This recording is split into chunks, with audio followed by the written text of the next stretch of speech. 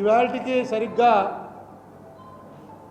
10 సంవత్సరాలు అయింది మన రాష్ట్ర విభజన జరిగి.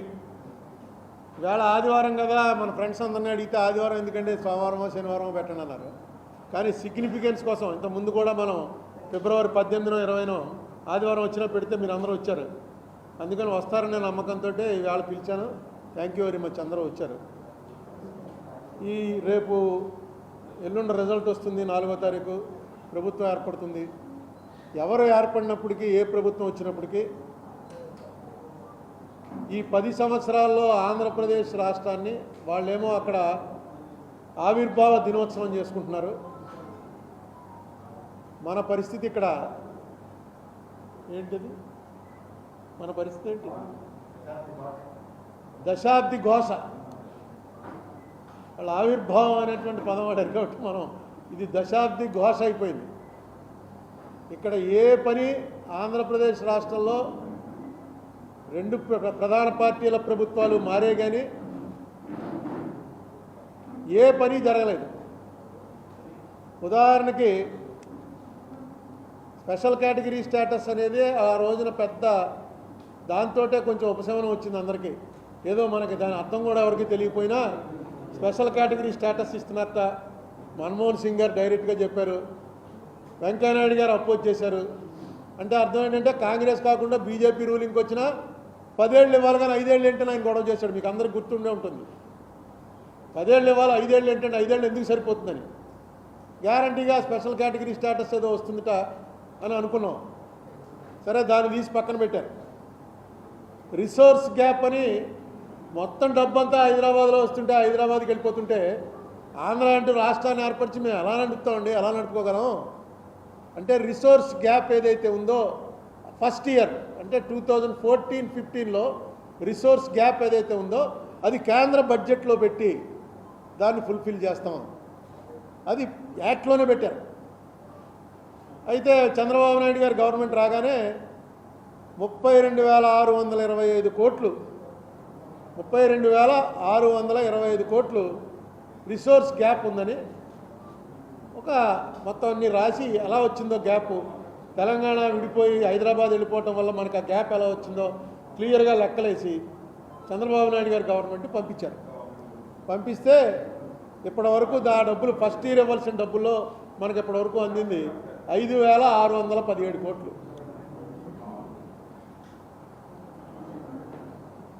అలాగే పోలవరం ఇప్పటికి అయింది 48% కంప్లీట్ అయింది. ఒకళ్ళు 70 అని, ఒకళ్ళు 80 అని చెప్తున్నారు.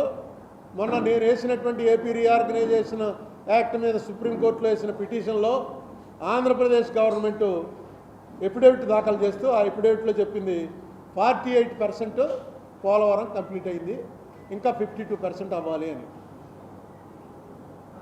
మొన్ననే పేపర్లో చూసి ఇదేంట్రా అని చెప్పి ఆ పీపీఏ వెబ్సైట్లోకి వెళ్ళి చూస్తే వాళ్ళు ఏమంటున్నారంటే ఇంకా ఆంధ్రప్రదేశ్ పోలవరానికి ఇవ్వాల్సిన బకాయి 521 కోట్లు ఉంది అని క్లియర్గా వాళ్ళ వెబ్సైట్లో పెట్టేశారు. మీ పేపర్లో కూడా వచ్చింది. అది 521 కోట్ల 62 లక్షల రూపాయలు ఇస్తే పోలవరంకి మొత్తం డబ్బులన్నీ గవర్నమెంట్ ఇవ్వాల్సినవి, సెంట్రల్ గవర్నమెంట్ ఇవ్వాల్సినవి ఇచ్చేసినట్టే అని వాళ్ళ వెబ్సైట్లో పెట్టేశారు. అయ్యిందేమో 48%. అసలు పోలవరం డ్యామ్ వర్క్ ఇప్పటివరకు స్టార్టే అవ్వాల. పునాది అయినటువంటి డయాఫ్రమ్ వాల్ కొట్టుకుపోయింది, దాని మీద వీళ్ళు కొట్టుకు చూస్తున్నారు. ఇది కాకుండా సెక్షన్ 94 సబ్సెక్షన్ 1 ప్రకారం మనకి ఇండస్ట్రియల్ డెవలప్మెంట్ కోసం ఇన్సెంటివ్స్ కూడా పెట్టారు ఏపీ రీఆర్గనైజేషన్ యాక్ట్లో. అవేవి కూడా మనకి ఇవ్వలేదు.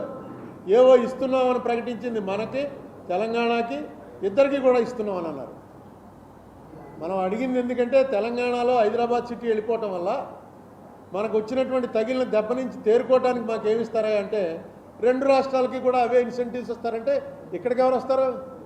ఆల్రెడీ డెవలప్డ్ సిటీ హైదరాబాద్కి వెళ్తారు. ఆ రకంగా కూడా మనకేం న్యాయం చేయలేదు. దుగ్గరాజపట్నం కానీ, స్టీల్ ప్లాంట్ కానీ, ఆయిల్ రిఫైనరీ కానీ, విశాఖ విజయవాడ మెట్రో రైలు కానీ, గ్రేహౌండ్ సెంటర్ కానీ, 7 బ్యాక్వర్డ్స్ డిస్ట్రిక్ట్స్కి బుందేల్ఖండ్ తరహాలో 5 ఏళ్లకి 24,350 కోట్లు ఇస్తున్నారు. దాని నిమిత్తం 5 ఏళ్లలో మనకి ఇచ్చింది, 5 ఏళ్ళు కాదు, ఏడేళ్లలో మనకి ఇచ్చింది 1750 కోట్లు. ఇది కాకుండా 3820 కోట్ల రూపాయలు ఈ ట్యాక్స్ తేడాల్లో సెక్షన్ 5051 అనుకుంటాను ఏపీ రీఆర్గనైజేషన్, అది కొంచెం క్లారిటీ లేకపోవడం వల్ల మనకి 3820 కోట్ల రూపాయలు రావాల్సింది ఆగిపోయింది. అది అలాగే సెటిల్ చేసి ఇప్పించాలి, లేకపోతే సెంటర్ పే చేయాలి. అది కూడా ఏమి దీని అంతటికీ కారణం ఏంటంటే నేను అనుకోవటం, ఇక్కడి నుంచి దీని మీద గట్టిగా స్ట్రెస్ చేసేవాడు ఎవడో లేడు. వీళ్ళు కోర్టులో వేసిన ఎఫిడేవిట్ ప్రకారం ఆంధ్రప్రదేశ్ గవర్నమెంట్కి తెలంగాణ గవర్నమెంట్కి షెడ్యూల్ 9 షెడ్యూల్ 10 సంబంధించినటువంటి ఆస్తుల్లో 1,42,601 కోట్ల రూపాయల విలువైన ఆస్తులు. ఇది ఎప్పుడు 23 నాటికి, ఇవాళ ఇంకా పెరిగి ఉండొచ్చు. వీటిల్లో మనకి 58% రావాలి.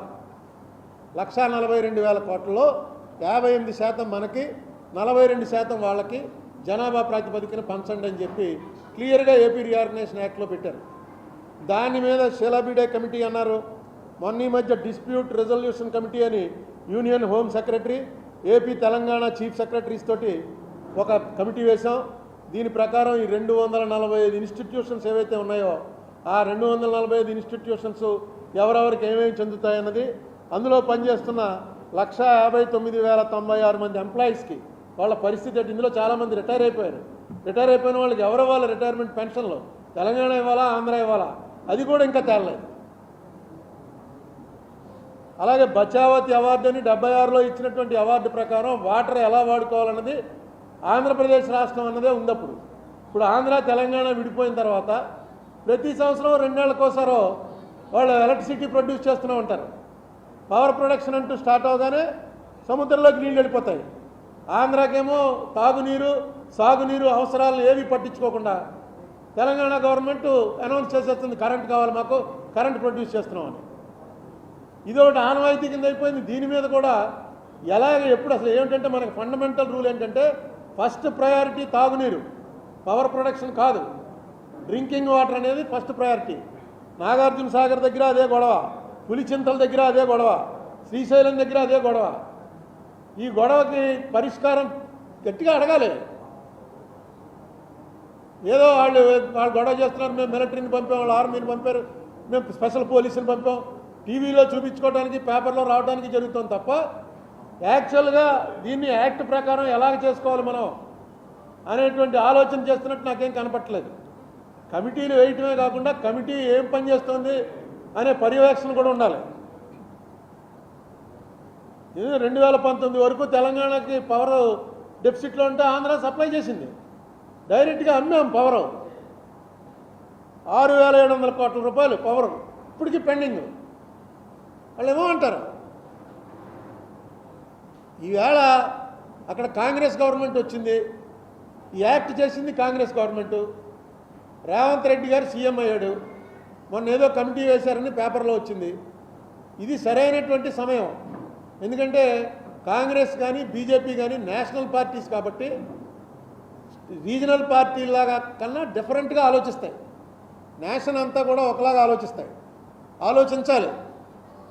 అలా ఆలోచిస్తుందనేటువంటి ఆశతోటే కాంగ్రెస్ రూలింగ్లో ఉండగానే రేవంత్ రెడ్డి గారు ఏదైతే ఇనిషియేటివ్ తీసుకున్నాడో దానికి వెంటనే ఇక్కడ ఉన్నటువంటి ప్రభుత్వం స్పందించి సరైనటువంటి వ్యక్తులు ఎవరైతే ఈ ఆంధ్రప్రదేశ్ గురించి తెలుసున్న వాళ్ళు ఉన్నారో, ఈ జరిగిన నష్టం గురించి ఒక అవగాహన ఉన్న వాళ్ళు ఉన్నారో వాళ్ళు ఎంటర్ అవ్వాలి. వాళ్ళని పెట్టి ఒక కమిటీ వేసి ఆ కమిటీ ద్వారా దానికి టైం బౌండ్ ప్రోగ్రాం పెట్టండి, ఒక 3 నెలల్లో మీరు ఇవ్వండి అని. చాలా కమిటీలు అయ్యాయి. షీలాబేడి కమిటీ అయితే పెద్ద రిపోర్ట్ ఇచ్చింది ఆవిడ. దాన్ని అమలు చేయాలంటే మళ్ళీ ప్రభుత్వాలు అమలు చేయాలి. ప్రభుత్వాలకి అధికారంలోకి రావటం, అధికారంలో కొనసాగడానికి ఏం చేయాలని అంతే తప్ప మనకు పక్కన ఇంత డైరెక్ట్గా డివిజన్ అయిపోయాం. డివిజన్లో మనకి ఇష్టం లేని డివిజన్ అయిపోయాం. మనకి ఇష్టం లేని డివిజన్లో మనకి ఏమీ లేకుండా చేశారు. ఏదో కళ్ళు నీళ్లు తుడవడానికి 4-5 అనౌన్స్ చేస్తే అవి తెచ్చుకోవడమే చాలా గొప్ప కార్యక్రమం అయిపోయింది. ఇప్పుడు 10 ఏళ్ళు పడుతుందండి పోలవరంకి. 10 ఏళ్ళు అయిపోయింది. ఎక్కడుందిరా అంటే పునాదులు కొట్టుకుపోయాయి అంటున్నారు. పునాదులు ఒకవేళ తేడా ఉంటే ఏమిటి దీనికి రెమెడీ? ఏం చేయాలి? వరల్డ్ వైడ్గా చూస్తుంటే దీనికన్నా 10 రెట్లు పెద్ద పెద్దవి కట్టేస్తున్నారు, బ్యారేజీలు కడుతున్నారు, పెద్ద పెద్ద ప్రాజెక్టులు కడుతున్నారు, ఇంకా చాలా లోతులోకి వెళ్ళి కడుతున్నారు, ఇంకా చాలా బ్యాడ్ కండిషన్స్లో ఉన్నటువంటి చోట నీళ్ళల్లోకి వెళ్ళి ప్రాజెక్టులు కడుతున్నారు. మరి ఎందుకో మంది ఆ డయాఫ్రమ్ వాళ్ళు వరల్డ్లో పెద్దవాడిని పెట్టి వేయించారు. ఆ బావర్ కంపెనీ వాడు ప్రపంచంలో 3 కంపెనీలు ఉంటే ఆ 3ట్లో ఒకటి అతను వచ్చి వేసిన బావర్ కంపెనీ వాళ్ళు వేసిందే కొట్టుకుపోయిందన్నారు. కొట్టుకుపోవడానికి కారణం చంద్రబాబు జగన్మోహన్ రెడ్డి అనేది దెబ్బలాడుకుంటున్నారు. కానీ అక్కడ ఇంజనీర్లు ఎవరు? వీళ్ళు వెళ్ళి ఏమైనా దగ్గరుండి రోజు చూస్తారా? ఎవరు ఆ సలహాలు ఇచ్చారు? ఇంజనీరు ఎందుకు పోయింది? ఎవరిని అసలు కూడా టార్గెట్ చేసి పలానా వాడిని విక్టిమైజ్ చేయాలి, పట్టుకోవాలి, వాడిని పట్టుకుని నువ్వు తప్పు చేసావని చేయాలని ఉంది? లేదు. జరిగిన దానికి వాళ్ళు కారణమా వీళ్ళు కారణమా, పొలిటీషియన్స్ ఎవరు కారణం అనేది చెప్తున్నారు తప్ప ఎక్కడి నుంచి పోలవరం ప్రాజెక్ట్ అథారిటీ ఉంది, దానిపైన సిడబ్ల్యూసి ఉంది, దాని కింద ఆంధ్రప్రదేశ్ ఇరిగేషన్ డిపార్ట్మెంట్ ఉంది, దాని కింద కాంట్రాక్టర్ ఉంటాడు. ఇంతమంది చూసి చేసినటువంటి పని ఒక వరదస్తే కొట్టుకుపోతే దానికి ఎవరిని బాధ్యులు చేయాలి? రాజకీయ నాయకుల్ని, చీఫ్ మినిస్టర్ని కాదు, టెక్నికల్గా ఎవరున్నారో వాళ్ళని చేయాలి. ఇప్పటివరకు ఆ ప్రసక్తే ఉండదు. ఇప్పుడు ఏంటో పోలవరం అని ఏమవుతుందో ఎవరికీ తెలియదు. అసలు అవుతుందా అవదా? అయితే ఎప్పటికవుతుంది? ఏ పద్ధతిలో అవుతుంది? ఇప్పుడున్న ప్రాజెక్ట్ అవుతుందా?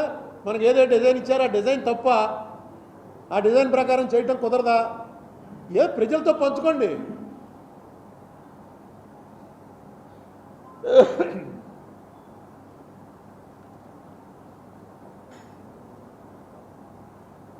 ఇది జనరల్గా మనందరికీ తెలుసున్నవే. ఏదో మళ్ళీ ఒకసారి మనకు భాష ఎవడో ఒకటి చెప్పకపోతే ఎవరు పట్టించుకుంటారు ఇవి? సరే, మన రాజమండ్రి నుంచి చెప్దాం. జూన్ 2వ తారీఖు 10 ఏళ్ళు అయ్యి పరిస్థితి ఎంత అగమ్యగోచరంగా ఉందంటే ఆంధ్రప్రదేశ్ పరిస్థితి ఏం బాగోలేదండి. ఎవరు రారు ఇక్కడికి. ఎవరో ఎందుకు? చంద్రబాబు నాయుడు గారి ఉన్నటువంటి వ్యాపారాలకు సంబంధించిన హెడ్ ఆఫీసులన్నీ ఎక్కడున్నాయి? జగన్మోహన్ రెడ్డి గారికి సంబంధించినటువంటి వ్యాపారాల హెడ్ ఆఫీసులు ఎక్కడున్నాయి? ఎవరైనా వచ్చారా ఇక్కడికి? సినిమా ఫీల్డ్ ఉంది, సినిమా ఫీల్డ్ వల్ల బోల్డ్ అంత ఇన్కమ్ వస్తుంది గవర్నమెంట్కి. ఎవరైనా సినిమా వాళ్ళు ఇక్కడికి రావడానికి ఈ రాష్ట్ర విభజన జరిగాక ఎవరైనా ఒక్కళ్ళు వచ్చారా? అయ్యే షూటింగ్లు కూడా ఆగిపోయాయి. ఈ రాష్ట్ర విభజన అనేది నేను వేసిన పిటిషన్లో కనీసం జగన్మోహన్ రెడ్డి గవర్నమెంట్ ఒక ఎఫిడేవిట్ ఫైల్ చేశారు. ఆ ఎఫిడేవిట్ చాలా బాగా డ్రాఫ్ట్ చేశారు, చాలా బాగా ఫైల్ చేశారు. ఫిబ్రవరి 2023లో ఫైల్ చేశారు. ఫిబ్రవరి 23లో ఫైల్ చేసింది. ఇవాళ వరకు గవర్నమెంట్ వచ్చిందంటే మనం ఏమనుకుంటాం? అక్కడ నేనేమో పార్టీ ఇన్ పర్సన్, నాది ఊరికే వెళ్తాం, నిలబడతాం, నేను ఎవరో వాళ్ళకి తెలియదు. కనీసం ఇక్కడ హైకోర్టు, ఇక్కడ కోర్టులో అయితే ఎవరో బంట్రోతో ఎవడో చెప్తాడు అరుణ్ కుమార్ని ఇంతకుముందు ఎంపీ చేశాడండి. ఢిల్లీలో ఎవరు పట్టించుకుంటారు? నేను పార్టీ ఇన్ పర్సన్ ఉన్నాను. ఎప్పుడైతే జగన్మోహన్ రెడ్డి గవర్నమెంట్ వారు ఎఫిడేవిట్ వేశారో ఇక్కడ అప్పటి నుంచి దిగుతారా, పెద్ద పెద్ద ప్లేడర్లు దిగుతారు. ఆ ప్లేడర్ వచ్చాడంటేనే వెంటనే అటెన్షన్ వస్తారనుకున్నాం. కానీ ఏమీ రాలా. మళ్ళీ ఒక్క వాయిదా కూడా ప్రభుత్వం తరఫున పెద్ద ప్లేడర్ ఎవ్వరు రాలా. నేను వెళ్ళటం రావటం, అక్కడ అక్కడ నచికి అని ఇంకా 2-3 ఉన్నారు గవర్నమెంట్కి సంబంధించినటువంటి వాళ్ళు ప్లేడర్లు. వాళ్ళకి చెప్పడం, ఏమో బాబు నెక్స్ట్ వాయిదా కన్నా ఎవరన్నా సీనియర్ని హైర్ చేయండి, ఎవరన్నా సీనియర్ని తీసుకొచ్చి మాట్లాడించండి. ఎందుకంటే ఎఫిడేవిట్ చాలా బాగా వేశారు. నేను ఇప్పుడు చెప్పిన మాటలన్నీ ఎఫిడేవిట్లో ఉన్నాయి. అన్ని ఎఫిడేవిట్లో క్లియర్గా వేసి ఆంధ్రప్రదేశ్ ఇంకో మాట చాలా క్లియర్గా నేను అడిగిందే వాళ్ళు ఏమడిగారంటే ఆర్టికల్ 3 ప్రకారం విడదీసాం అని అంటున్నారు. విడదీయడానికి కేంద్ర ప్రభుత్వానికి హక్కు ఉంది అంటున్నారు. ఓకే, కానీ ఆర్టికల్ 3 ఎప్పుడు ఉపయోగించాలి అన్నది ఎక్కడైనా రాసిందా? ఆర్టికల్ 3(4) కింద రాష్ట్రాల విభజన అనేది ఎప్పుడు జరగాలి, ఎందుకు జరగాలి? గైడ్లైన్స్ ఇవ్వండి. ఆర్టికల్ 3 ప్రకారం మీకు హక్కు ఉన్నమాట నిజమే, కానీ ఆ హక్కు వినియోగం చేసుకునే పరిస్థితులు ఎప్పుడు వస్తాయి? కేవలం తెలంగాణ ప్రాంతం వాళ్ళ అభీష్టం మేరకు ఈ రాష్ట్రం విభజిస్తున్నాం అంటున్నారు. అది ఎప్పుడైనా జరిగిందా? అలా జరగచ్చా? చాలా రాష్ట్రాలు విభజించమని అడుగుతున్నాయి. ఇది కూడా పాయింట్ అడిగారు వాళ్ళు. రాష్ట్ర ప్రభుత్వం వాళ్ళు ఈ పాయింట్ కూడా క్లియర్గా అడిగారు. దీని మీద ఎవరన్నా కాస్త పెద్ద కౌన్సిల్ వచ్చి దీన్ని తేల్చండి అంటే ఇది పెద్ద విషయం కాదు. మనం అడుగుతున్నది ఆంధ్ర తెలంగాణ కలిపేయండి, మళ్ళీ ఇవేం కాదు. రావాల్సినవి ఏమున్నాయో అవి ఇప్పించమని ఒక కోర్టు ఆర్డర్ ఇప్పించండి. అలాగే ఇక ముందు జరిగేటివాటికి ఒక గైడ్లైన్స్ ఏర్పాటు చేయండి, ఏ ప్రకారంగా జరగాలని. ఇక అయిపోయింది ఏదో అయిపోయింది, కనీసం మాకు ఇవ్వాల్సినవైనా ఇవ్వండి. ఎందుకంటే కేసీఆర్ గారు రాష్ట్ర విభజన జరుగుతున్న సమయంలో పార్లమెంట్లో గొడవ, లోక్సభలో రాజ్యసభలో గొడవ జరిగినప్పుడు కానీ అంతకు ముందు కానీ ఆయన ఎప్పుడు సభకు రాలే. అంతా కాంగ్రెస్ వాళ్ళే దెబ్బలాడుకున్నది లోపల. తెలుగుదేశం వాళ్ళు ఇటు అటు వాళ్ళు అటు దెబ్బలాడుకున్నారు. కేసీఆర్ గారు మాత్రం ఆయన ఒక్కడే ఎంపీ ఆయన పార్టీకి, ఆయన ఎప్పుడు సభకు రాలే జరిగే. ఎందుకంటే ఆయనకి తెలుసు స్ట్రాటజిక్గా వాళ్ళు కొట్టుకుంటారు, మనం ఎందుకు మధ్యలోకి వెళ్తామని. అయిపోయింది, ఆయన సీఎం అయ్యాడు. సీఎం అయిన 9 ఏళ్ళలో 10 ఏళ్ళలో ఏనాడు ఈ డబ్బులు ఇవ్వాల్సిన దానికి కేంద్ర ప్రభుత్వం వాళ్ళు ఒకసారి ఏం సమాధానం చెప్పారంటే, మీరు సెటిల్ చేసుకోవాలి, కానీ మేమేం చేస్తామంటే కేంద్ర ప్రభుత్వం అనేది ఓన్లీ మధ్యవర్తి పాత్ర మాది, అంతకుమించి మేమేం చేయగలం అన్నాడు మినిస్టర్. రాజ్యసభలో రిప్లై ఇస్తున్నాం. యాక్ట్ చేసిన వాళ్ళు ఇంప్లిమెంట్ చేయాలి కదా. ఏపీ రీఆర్గనైజేషన్ యాక్ట్ అంటే కేంద్ర యాక్ట్, అది ఆ యాక్ట్ ఎవరైతే చేశారో వాళ్ళు ఇంప్లిమెంట్ చేయాలి.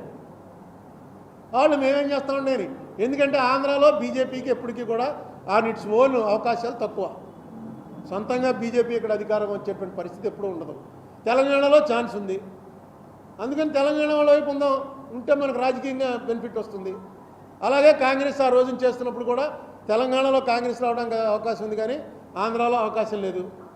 ఇచ్చేద్దాం తెలంగాణ కనీసం. ఇలా రాజకీయ కారణాల వల్ల జరుగుతుంటే, అలాగే ఇప్పుడు రామచంద్రరావు గారు వచ్చారు ఇక్కడికి.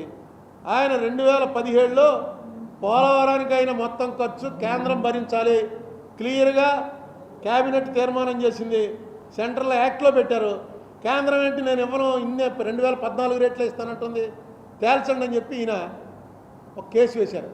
ఎక్కడ? అమరావతి హైకోర్టులో వేస్తే దాంట్లో ఇప్పటివరకు ఆంధ్రప్రదేశ్ గవర్నమెంట్, చంద్రబాబు నాయుడు గారి గవర్నమెంట్ అయిపోయింది, జగన్మోహన్ రెడ్డి గారి గవర్నమెంట్ 5 ఏళ్ళు అయిపోయింది, ఇప్పటివరకు ఎవరో దాంట్లో కౌంటర్ ఫైల్ చేయాలి.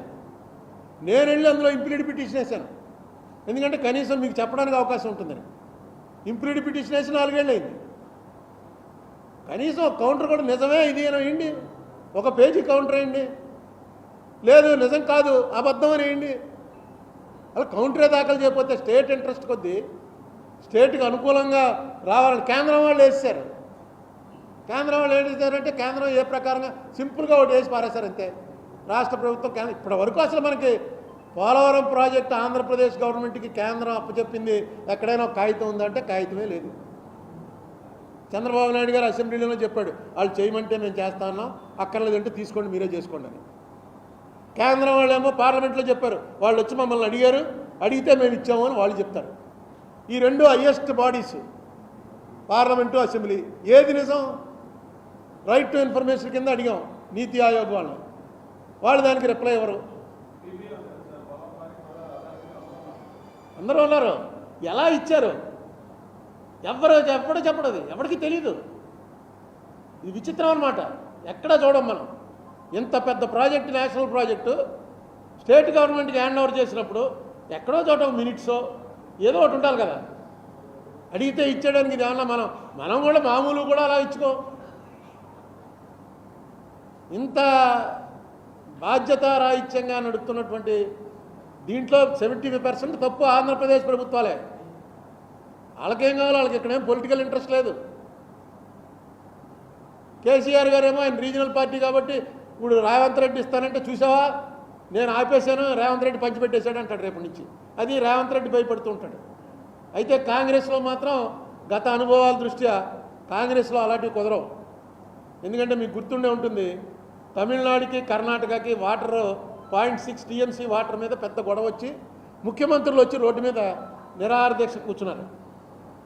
అప్పుడు కర్ణాటకలో కాంగ్రెస్ గవర్నమెంట్ ఉంది, తమిళనాడులో ఎప్పుడూ కాంగ్రెస్ లేదు.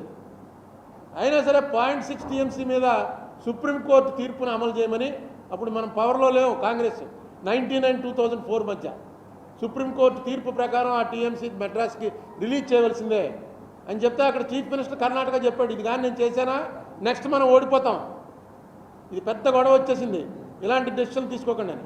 నువ్వు చేస్తావా, చేసేవాడిని సీఎం చేయాలా, సుప్రీంకోర్టు చెప్పింది కాబట్టి చేసి తీరవలసిందే అన్నారు. ఆ పాయింట్ రిలీజ్ చేశారు, కర్ణాటకలో ఓడిపోయారు, గవర్నమెంట్ పోయింది. అంటే ఓడిపోవడానికి కూడా సిద్ధపడతారు, కానీ ఒక రూల్ ఉంటే రూల్ ఫాలో అవడంలో కాంగ్రెస్ వాళ్ళ గత చరిత్రను బట్టి వెనక్కి వెళ్ళరు అని ఒక నమ్మకం ఉంది నాకు.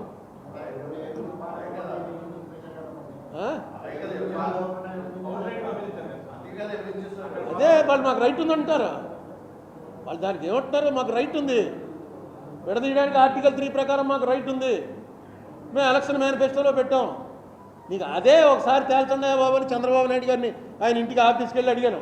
ఒక్కసారి నిన్నే ప్రధానమంత్రి గారు చెప్పాడు ఆంధ్రాకి జరిగినంత అన్యాయం ఎవరికీ జరగలేదని.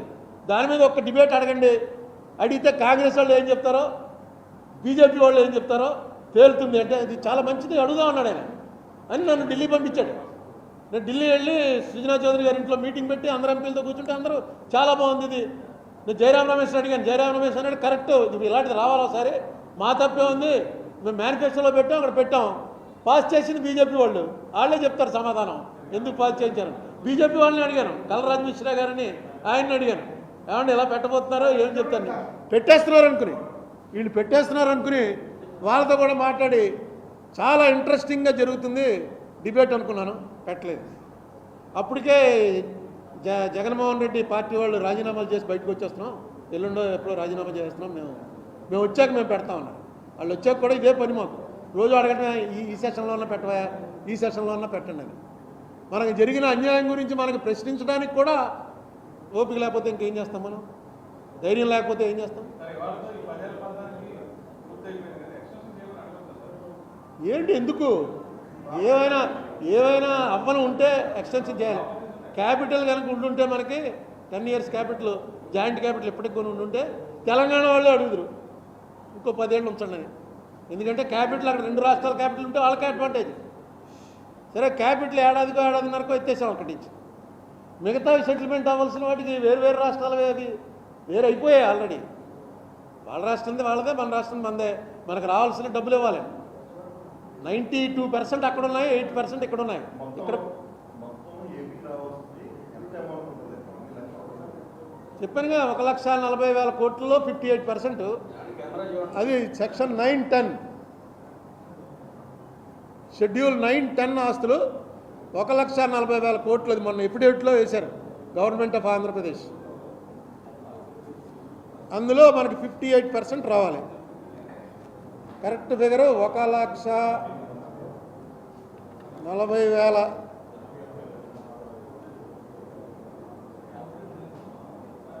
1,42,601 కోట్లు. ఇది కరెక్ట్ ఫిగర్. ఇది కాకుండా బుందేల్ఖండ్ మోడల్ 7 జిల్లాలకు ఇస్తామన్నది 24,350 కోట్లు. అందులో 1,750 ఇచ్చారు.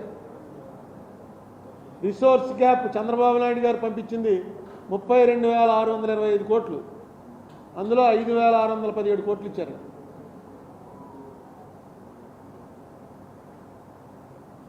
బచావత్ అవార్డు ఇమ్మీడియట్గా తేల్చవలసినవి ఇవి. అవేమో రావాల్సిన డబ్బులు.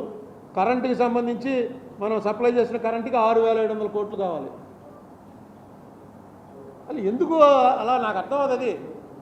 ఎందుకు డిలే చేస్తారు? ఎందుకంటే ఇవ్వాల్సింది ఇచ్చి తీరాలి కదా.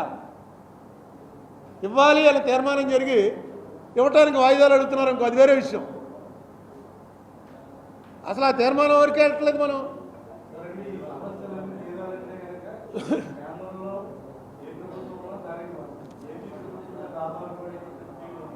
చాలా తప్పు అది, అలా తప్పు. కమ్యూనిస్టుల మీద ఆధారపడిన గవర్నమెంట్లు ఉన్నాయా? కమ్యూనిస్టుల మీద 4 సంవత్సరాలు ఆధారపడ్డాం అంతే. యూపీఏ ఫస్ట్లో కమ్యూనిస్ట్ రాష్ట్రాల్లో మన ఎన్నిసార్లు ఎందుకు నెక్కింది? కమ్యూనిస్ట్ రాష్ట్రాలు ఎన్నేళ్ళు పట్టింది? జ్యోతిబాసు ఎప్పుడైనా అతని సపోర్ట్తో గవర్నమెంట్లు ఉన్నాయండి. నీకు ఇవి అన్నీ కాన్స్టిట్యూషన్ ఎందుకు? ఇంకా మెజారిటీ వాడికి అంటే డైరెక్ట్గా బూతుల లెక్కను తీసేసి ఏ బూత్లో ఎన్ని ఓట్లు వచ్చో తెలుసు. తక్కువ ఓట్లు వచ్చిన బూతుల వాళ్ళకి అన్ని రాయితీలు ఆప్ చేసేయచ్చు. ఓటైన వాడికి ఎందుకు ఇవ్వాలి? ఇంకా రాజ్యాంగం రాసుకున్నది ఎందుకు? కాన్స్టిట్యూషన్ ఎందుకు? ఇవ్వమని చెప్పారు, మాకు సంబంధం లేదని చెప్పారు. ఎవడు అడగాలి? నువ్వు నేను అడిగితే మనం ప్రెస్ మీట్లో అడుక్కుంటాం, అక్కడ పార్లమెంట్లో అడగాలి. ఇదేం లెక్క ఇది? ఏం అడగరు. అరే డిబేట్ పెట్టమంటే షార్ట్ నోటీస్ డిబేట్ ఉంటుంది. ఇంకా ఎక్కువ ఇచ్చేసామని చెప్తారు. మామూలుగా ఇచ్చింది కాదు, ఇంకా ఎక్కువ ఇచ్చేసాం. ఏపీకి ఇవ్వాల్సిన మొత్తం ఇచ్చేసామని ఎప్పుడు అనలేదు. ఏపీకి ఇవ్వాల్సిన దానికన్నా చాలా ఎక్కువ ఇచ్చామంటారు. ఇవ్వాల్సిన మొత్తం అన్నారా బుక్ అవుతారు. అందుకని ఆ మాట అనరు వాళ్ళు. మీకు ఇవ్వాల్సిన దానికన్నా చాలా ఎక్కువ ఇచ్చామని అంటారు. ఎవడకు కావాలి ఎక్కువ? మాకు ఇవ్వాల్సింది బారేయండి, ఇగో ఈ అకౌంట్లు ఇవి, పలానా అకౌంట్ ప్రకారం ఇంత డబ్బు కావాలి, ఇంత డబ్బు రావాలి, అది ఇవ్వండి. ఇవ్వలేరు. ఎన్నాళ్ళలో ఇస్తారు చెప్పండి? ఎన్ని వాయిదాల్లో ఇస్తారు చెప్పండి? అరే మన డబ్బే బాబు, అది చంద్రబాబు నాయుడుతో జగన్మోహన్ రెడ్డితో కాదు, ఇది వాళ్ళదైతే వసూలు చేసుకుందరు. అదే 1,42,601 కోట్లు, 1,41,601 crores అని 58.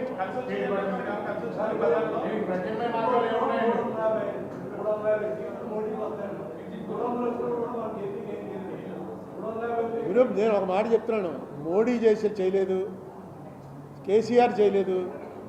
వాళ్ళు ఎందుకు చేస్తారండి? కేసీఆర్కి ఈ స్టేట్లో ఒక్క సీట్ రాదు, చేయడు.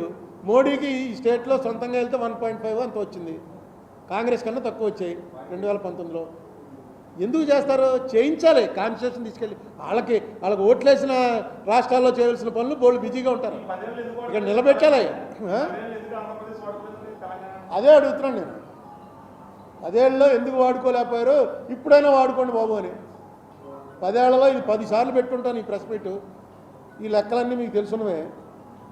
ఇన్నేళ్ళు అయిపోయినా ₹1 రాలేదు. అది ఇస్తున్నారండి, కొంచెం కొంచెం ఇస్తున్నారు.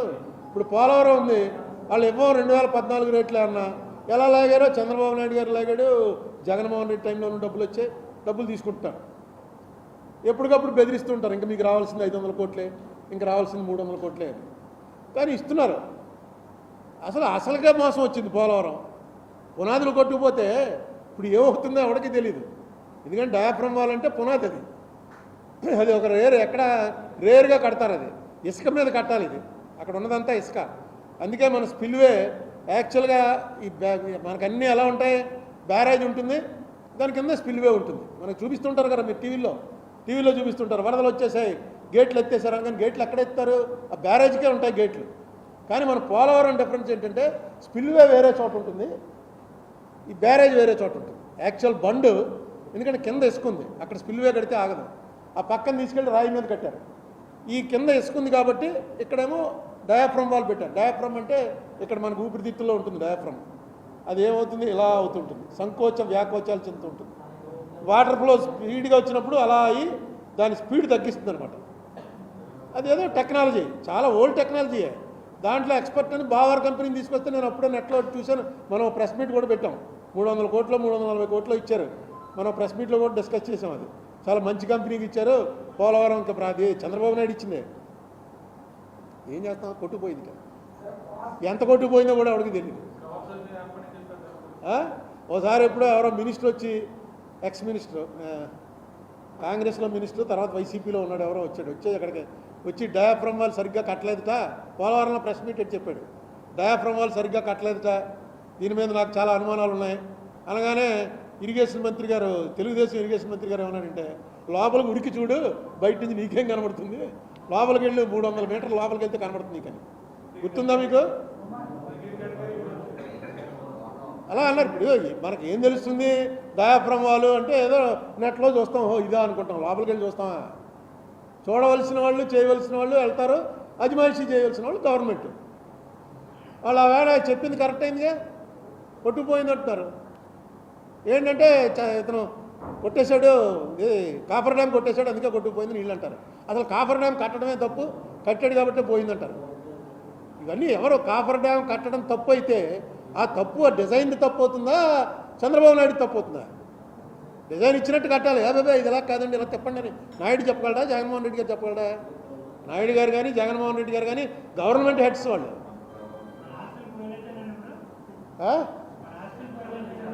పోయినట్టే నేను ఎందుకంటాను? కావాలనే కోరిక. యాక్ట్ ప్రకారం మందే, అదే కబ్జాలు పెడతారు, అలాంటిదే ఇది. యాక్ట్ ప్రకారం మందే, మనం వెళ్ళి తెచ్చుకోలేకపోతున్నాం, మనం బలహీనులం కాబట్టి. స్థిరాస్తులు చరాస్తులు దానికి గైడ్లైన్స్ ఏం పెట్టారంటే, ఇప్పుడు ఆర్టీసీ ఉంది. ఆర్టీసీ ఒక వ్యాపార సంస్థ, అందులో మన అందరి డబ్బులు ఉన్నాయన్నమాట. ఆ వ్యాపార సంస్థలో రాజమండ్రి డిపో ఉంటే రాజమండ్రికి చెందుతుంది, హైదరాబాద్ డిపో హైదరాబాద్ చెందుతుంది. అలా పెట్టి ఉమ్మడిగా ఉన్నటువంటి ఆస్తులు అంటే హెడ్ ఆఫీస్ ఉంది. హెడ్ ఆఫీస్ ఎవరికి చెందుతుంది? చార్మినార్ చౌరస్తాలో ఆర్టీసీ క్రాస్ రోడ్స్, అక్కడ హెడ్ ఆఫీస్ ఉంది.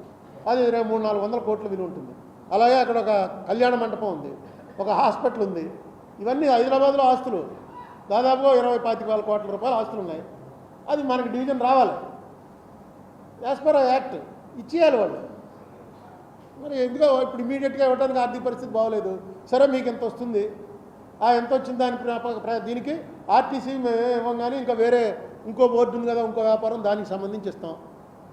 అందులో 58% కింద మీకు ఆ బిల్డింగ్లు మీరు తీసుకోండి అని చేసుకోవచ్చు.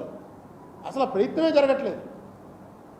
యువతల నుంచి గట్టిగా టఫ్ ఫైట్ ఇవ్వాలండి, ఇవ్వాలని.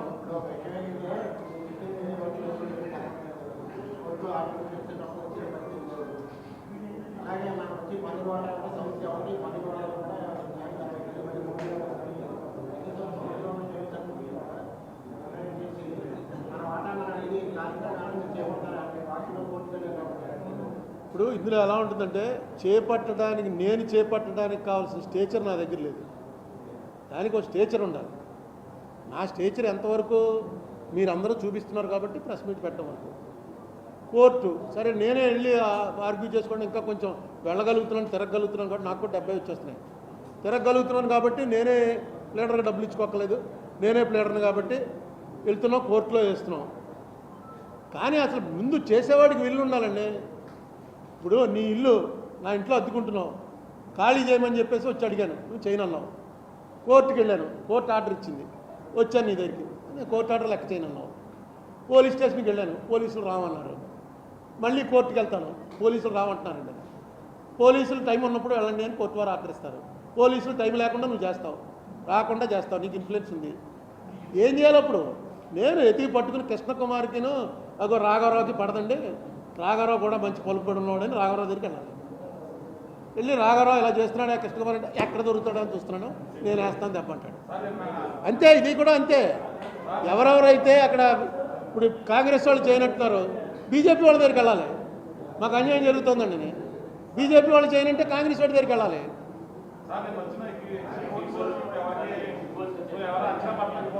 ఏమండి మీ అందరికీ, ఎందుకంటే మీరందరూ ఇందులో నిష్ణాతులు కాబట్టి మీకు ఎందుకు టెన్షన్, నాకెందుకు టెన్షన్. 2 రోజులు అయితే అయిపోయింది. ఏమో నాకు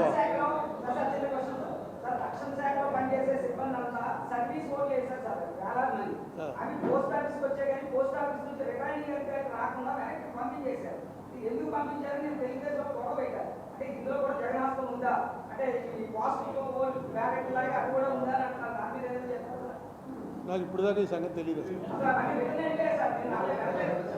ఏమో నేను పేపర్లో చదివింది అయితే చంద్రబాబు నాయుడు గారికి అనుకూలంగానే వచ్చింది హైకోర్టు తీర్పు అని చదివాను. వీటిలో ఏవో పోస్టల్ బ్యాలెట్లో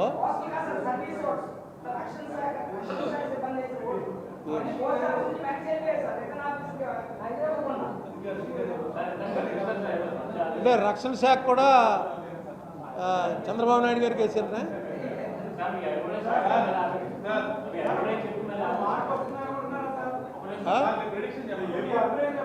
అవునే, ఇప్పుడు నేను 10 ఏళ్ళలో 2 గవర్నమెంట్లు చూసాం. ఏ గవర్నమెంట్ వచ్చినా ఇలాగే ఉంటుంది. కొంచెం బెటర్గా అయితే మంచిదని ఒక ప్రెస్ మీట్ పెట్టాం గవర్నమెంట్ రాకుండానే. మనకు రావాల్సిన డబ్బులు తెచ్చుకోలేని గవర్నమెంట్లు ఇంకెందుకండి? ఏదో ఇది చేస్తాను, అది చేస్తాను, ఇంత పెంచుతాను, అంత పెంచుతానంటూ రావాల్సిన డబ్బులు తెచ్చుకోవాలి కదా.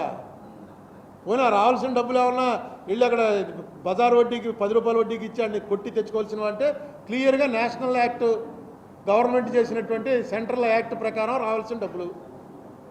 ప్రొసీజరే ఫాలో అవ్వట్లేదు, వాళ్ళు పట్టించుకోవట్లేదు. ఏం చేశారు? ఇప్పుడు నేను చెప్పిన వాటి మీద చెప్పానండి, ఏం చేశారు? ఏమీ అసలు ఏం లేదు, అంతే. అవునండి, ధర్మ పోరాటం ఏది తర్వాత అంటుకోవాలి కదా. పవర్లో ఒకటే చెప్తున్నాను నేను, డెమోక్రసీ అంటే ruling party plus opposition. Opposition లేకపోతే డెమోక్రసీ లేదు. అసలు మన దగ్గర ఎప్పుడు చర్చ అయిందో చెప్పండి. వీళ్ళుంటే వాళ్ళు ఉండరు, వాళ్ళు ఉంటే వీళ్ళు ఉండరు. మీకు అదే తెలంగాణ అయింది 2వ సెషన్లో 3 బ్రహ్మాండంగా రేవంత్ రెడ్డి కేటీఆర్ దెబ్బలాడుకుంటున్నారు, మాట్లాడుకుంటున్నారు. హరీష్ రావు మాట్లాడతాడు, బట్టి విక్రమార్క మాట్లాడతాడు. ఇక్కడ కూడా అలా మాట్లాడుకునే పరిస్థితి ఎప్పుడు వస్తుందని చూస్తున్నాను. అసలు వీళ్ళు వస్తారు, అందరూ ఎవరు లేకుండానే గిలిటిని కొట్టి అన్ని బిల్లులు పాస్ అంటారు. ఏమో ఇది బాగుపడాలంటే అపోజిషన్ ఉండాలి, రూలింగ్ పార్టీ ఉండాలి. ఎందులో ఉన్నా సరే శాసనసభ్యుడు అన్నవాడు వెరీ పవర్ఫుల్. నువ్వు అపోజిషన్లో ఉండు, రూలింగ్ పార్టీలో ఉండు. నువ్వు అపోజిషన్లో ఉన్నప్పుడు నీ బాధ్యత నువ్వు నిర్వర్తించాలి. రూలింగ్ పార్టీలో ఉంటేనే ఏదో చేయగలం అనుకోవడం చాలా పొరపాటు. ఈయన వెళ్ళిపోయాడు. అలా ఉండకూడదని మన ఏడుపది. అలా కాకుండా చేయండి. ఎవడో ఒకటి నెగ్గుతాడో ఒకడు ఓడిపోతాడే. ఇది ఎప్పుడూ జరిగేదే. ఓడిపోయిన వాడిది ఏమీ సర్వనాశనం అయిపోలేదు, నెగ్గిన వాడేమీ వెళ్ళిపోలేదు. 2 సీట్లు మనం చూడలేదా? అయిపోయింది బీజేపీ అనుకున్నాం. వాజ్పేయి ఓడిపోయాడు. 2 సీట్లో 1 సీట్ ఇక్కడ తెలుగుదేశం ఎన్టీ రామారావు వాళ్ళు వచ్చింది, హనుమకొండ జంగారెడ్డి. 1 సీట్ అనమాట వాళ్ళకి, బీజేపీ వాళ్ళకి వచ్చింది. అయిపోయిందిలో ఇంకేంటని దుకాణం కట్టేలే. అలా లాక్కుంటూ వచ్చారు. ఈవేళ 300, 400, 500 అన్న లెక్కలోకి వచ్చేసింది. రాజకీయాల్లో ఏది కూడా శాశ్వతంగా ఉండదు. ఈవేళ ఎవడైతే డిఫెన్స్ అనుకుంటామో వాడు రేపు అఫెన్స్ ఆడతాడు. కానీ ఆడేది జనం కోసం ఎప్పుడైతే ఆడతారో జనం కూడా ఇంట్రెస్ట్ కలుగుతుంది.